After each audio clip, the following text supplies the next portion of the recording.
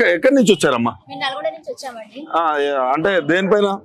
ఇదే అండి డౌన్ అంటే ఇక్కడ మాకు 9210 రిలీజ్ చేశారు కానీ మొత్తం నింపలేదు వాళ్ళు. నింపకుండా రీలిక్వెస్ట్మెంట్ ఇవ్వమంటే మాకు అసలు ఏమి కూడా న్యాయం చేయట్లేదు గవర్నమెంట్.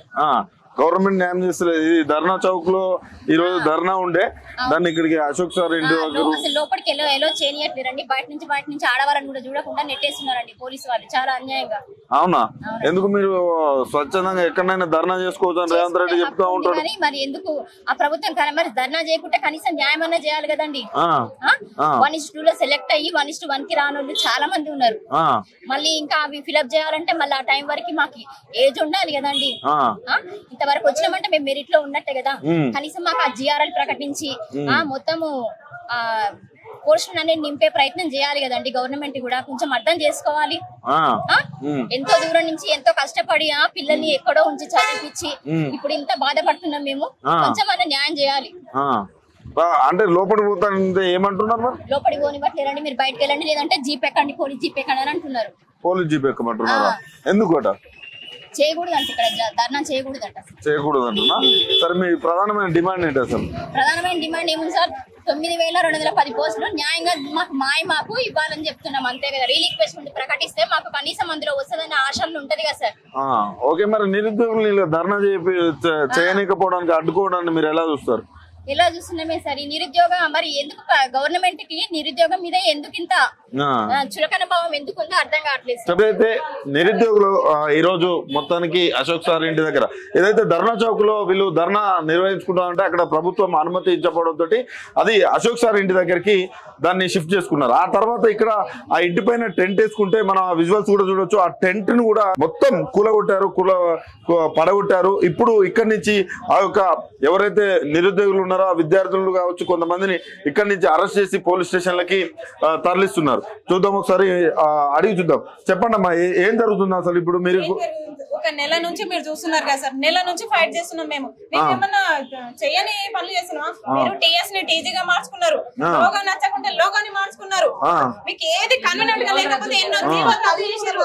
అన్ని తెలంగాణ తల్లిని మార్చుకోవాలని చెప్పేసి అది కూడా మార్చుకుంటున్నారు. మీకు ఏది కన్వీనెంట్ గా లేకపోతే అది మార్చుకుంటున్నారా లేదా?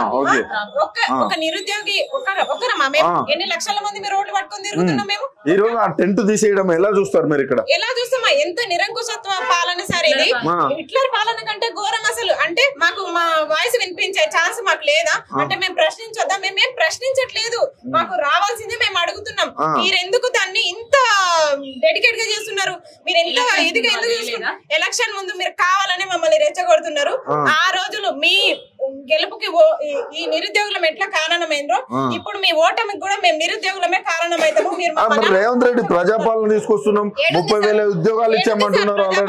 ప్రజా దర్బార్కి వెళ్ళినాం కదా, ప్రజా దర్బార్కి వెళ్ళినాం. ఆ రోజు అసలు ప్రజా దర్బార్ లో దర్బార్ అని మొత్తం దర్జాగా కనిపిస్తుంది గానీ అసలు అక్కడ నాయకులు లేరు సార్. బూత్ బంగ్లాది మాయాజాలం. లోపలికి వెళ్తే ఒక నాయకులు ఉన్నారు. అక్కడ బయట ఎవరైనా ఉంటే అప్లికేషన్ ఇచ్చి రావాలి. మరి అక్కడ అసెంబ్లీ వేదిక చెప్పారు, సీతక్క ఉంటుంది, శ్రీధర్ బాబు ఉంటున్నారు, అందరు ఉంటున్నారు, తీసుకుంటున్నారు. సార్ కలవని ఎమ్మెల్యే గాని ఎంపీ గాని ఎవ్వరూ లేరు. కనీసం ఒక్కరు కాకపోయినా ఒక్కరు మా బాధను అర్థం చేసుకుంటారు అనుకున్నాం గానీ ఒక్కరు కూడా స్పందించట్లేదు. అదే ప్రతిపక్షంలో ఉన్నప్పుడు ఎలా మాట్లాడారు? ప్రతిపక్షంలో ఉన్నప్పుడు మీరే మాకు మొన్న కూడా అన్నారు కదా సార్, అసలు మేము ఇది నా ఏ జాగిరా మీ వల్లనే కదా మేము గెలిచినాము, నా ఏ జాగిర కాదు.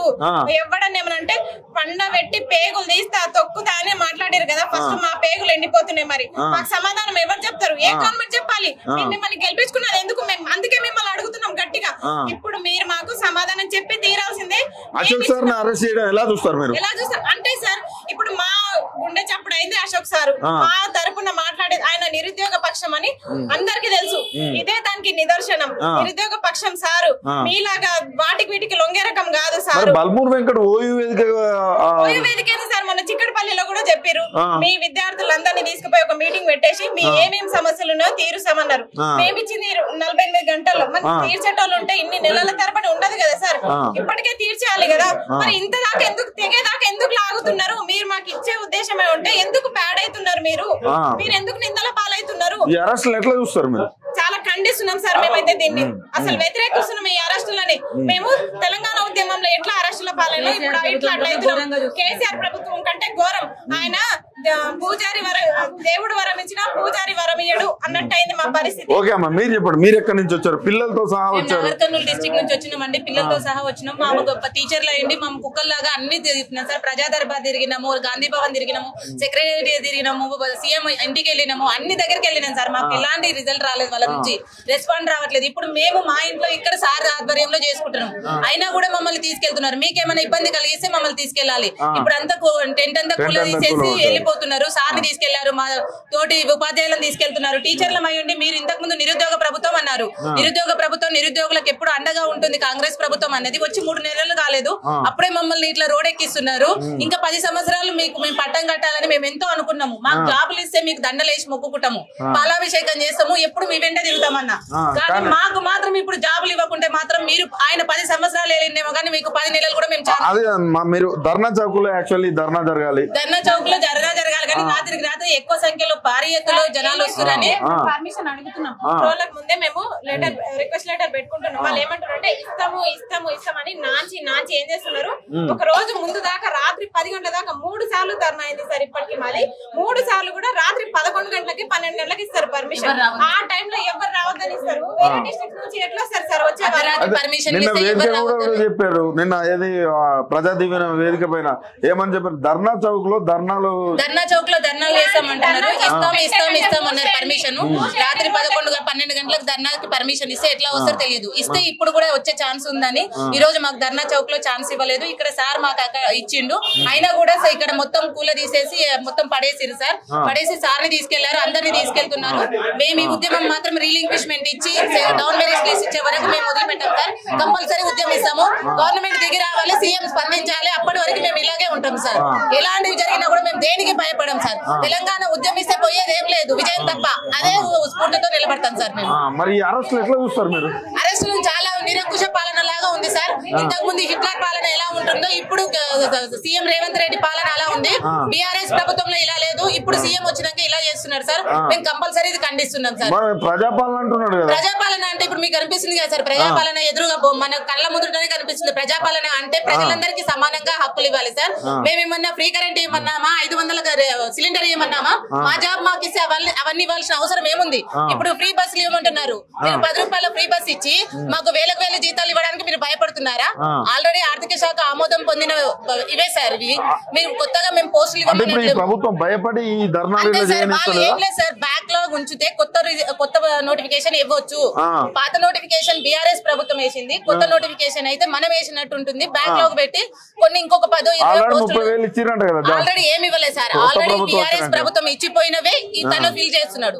ఇప్పుడు మేము బీఆర్ఎస్ ప్రభుత్వం ఇచ్చిందా కాంగ్రెస్ ప్రభుత్వం ఇచ్చిందని మేము అడగము. మాకు 9210 పోస్టులు బ్యాక్ లాగ్ లేకుండా ఫీల్ చేస్తే ఎప్పుడు నిన్ను గుండెల్లో పెట్టుకొని మేము చూసుకుంటాం. లేదు మేము ఇయ్యము, మళ్ళీ నోటిఫికేషన్ ఇస్తామంటే ఇప్పటికి 36 ఏళ్ళు ఉన్నాయి సార్. పిల్లలు పెద్దగా అవుతున్నారు. మళ్ళీ ఎవరు చదివిస్తారు మమ్మల్ని? ఒక బ్యాక్ లాగ్ మళ్ళీ 2 సంవత్సరాలు 5 సంవత్సరాలు చదవమంటే మా వల్ల కాదు. కాబట్టి మీరు కంపల్సరీ 9210 పోస్టులు బ్యాక్ లాగ్ లేకుండా మాకు ఇప్పుడు నోటిఫికేషన్ లో ఇస్తేనే మాత్రమే మీ ప్రభుత్వం నిలబడుతుంది. నిరుద్యోగుల వల్లనే మీరు గెలిచిర్రు, నిరుద్యోగుల వల్లనే మీరు ఓడిపోవద్దని మేము కోరుకుంటున్నాం. అంతే.